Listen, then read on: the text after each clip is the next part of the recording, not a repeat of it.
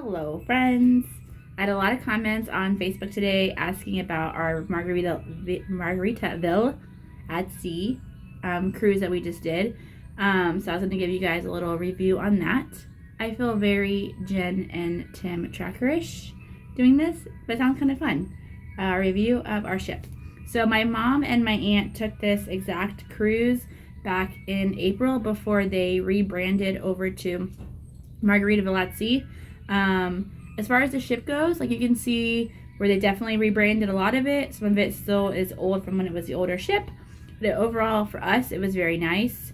If you go on the ship comparing it to Royal Caribbean or Carnival, you're going to be let down. It's not the type of ship at all. It's a lot smaller. There's only 10 balcony rooms available and the rest are all porthole rooms. So know that. We paid, I think, around $300 after it was buy one, get one free with taxes added onto it, taxes and port fees, like $300-ish before we left. And then once you're on the ship, they add a fuel charge and taxes and gratuities to it. But we were looking at going away for our anniversary, looking at hotels.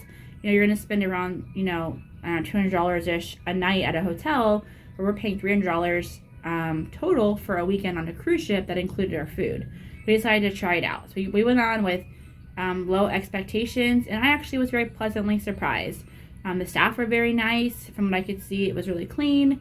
The food was decent. I won't say it's like 5-star food, but I feel like it was okay. It wasn't terrible. Our room was nice. We had a porthole room. We were supposed to have a room that had 2 chairs in it and a table. But I think we were upgraded or removed from where we were supposed to be, and we ended up having a room that was like more spacious because it had a Murphy bed that folded down. I don't know why they gave it to us. We didn't need that, but it made more space in our room because of the bed that would come down. And what else do I say about it? That we boarded on Friday at 11 o'clock. We were on the ship. We were able to walk around, explore, eat lunch, and what else did we do Friday? We chilled by the pool. We got dressed for dinner. They have good activities. After dinner, we went to, so they do have a buffet, side of the buffet, and they have a regular dining room called Finn's. They have an upcharge, which is JWB. It's an upcharge restaurant. So we did dinner, and then we went to see a show. It was a show based on Jimmy Buffett. It was really cute. 45-minute like stage show with music and things like that. We attended a trivia on the ship. The comedy show. We went to a comedy show after the ship show that night. A funny, family-friendly comedy show. Really good show. We personally did not get the drink package or purchase that or any extras on the cruise ship. I did purchase one cocktail. They had no menu. I asked for a menu. They didn't have it, so I just went for my normal favorite coconut rum and Coke drink, and it cost $15. So I did not drink anymore on the ship. I thought that was very pricey. I did enjoy the coffee bar they had on the ship. Coffee was like about $5 for an iced coffee with vanilla and creamer in it, and that was reasonable to us. Latte. It was latte, sorry. And they were good. Those were really good. We did a lot. And the water that they give you, like that you can get out of their fountain water, we thought it was like metal. We didn't like it that much. So we bought a bottle of water, which was pricey, but we'd rather have that than that other water. It did have lemonade, juices, and stuff too. So. Yeah, that was offered to you in the buffet area. One of the cons I would say is, like Royal and Carnival, after your late night shows, you want a little snack. And there's nothing open until 11:30 at night. So from like 9:30 to 11:30? The dinner buffet closed at 9. And then the late night, midnight snack opens up at 11:30. So from 9 to 11:30, there's nowhere to grab a snack unless you want to pay for pizza. They have a pizzeria, but it costs extra. Or you want to pay for like a snack from the coffee shop or something like that. So that was a little downfall for us. We like the little late night snacks. We wait till a super late night to have a snack. We saw shows, talked about the food, entertainment. There was music all around the ship. You could find it in all the rooms. We went last night to a piano bar. It was kind of fun. The guy was singing like live requests. We also went to an adults only quest show, kind of like the quest on Royal Caribbean. As you've seen, it's that funny entertainment show that was hilarious. yesterday, so you get on the ship on your first day, you leave port around 4:30 or 5, you're cruising to the Bahamas, you wake up in the Bahamas, it's Freeport, and then you book an excursion. So you would go to like a beach or one of the resorts, and then you're back on ship at 4:30, and then you cruise back, you wake up the third day, and you're back home at West Palm Beach. So it's a very, very short ship. As far as Freeport goes, there's nothing to do unless you book an excursion. We did not. We were trying to do this on a budget, so we did no drink packages and no excursions. We just hung out on the ship, and actually it was really nice to have everyone's off the ship. So there's more seating by the pool. There's adults only pool. There's adults only hot tub. It's not everyone. I mean, there's still people on the ship. It's just not as crowded. Yes. So, but we did get off of the ship and walk into the Bahamas in Freeport. There was a couple little shopping stands, not much. And there was a guy who sells coconut drinks out of a fresh coconut. And I wanted to try that. So we got off and did that. And we walked back on. So we did not go anywhere with a taxi or a cab or an excursion. And we just enjoyed the ship and relaxing for the day. It was a decent sized coconut for like $12. Yeah. It was a good deal. So, but we knew going on this, we wanted to budget and we just wanted to enjoy the weekend away. And we were going to spend a lot of money. So that's what we went for.